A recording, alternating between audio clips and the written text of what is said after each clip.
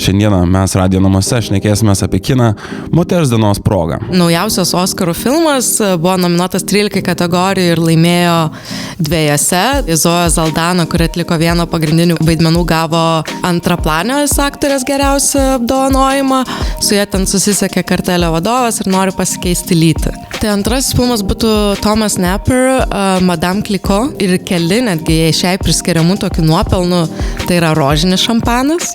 Ir taip pat, kai buvo buteliai nupjaunami kardu, tai čia irgi yra priskiriama jai, nes jos laukose dirbdavo Napoleono kariai. Tai trečiasis filmas būtų Ellen Kuras, Tiesos kadras. Šiame filme vėl sugrįžta Kate Winslet, kurios iš tiesų, manau, gan seniai nematėme didžiuosiuose ekranuose. Tai jinai įkūnija fotografę ir buvusi modelį Lee Miller. Vien ko verta yra Hitlerio bute nufotografuotas autoportretas, kurį maudosi jo vonioje. O daugiau filmų galima pamatyti Žmonės Cinema namų kino platformoje, tai tikrai rasit daugiau įkvepiančių moterų veikėjų.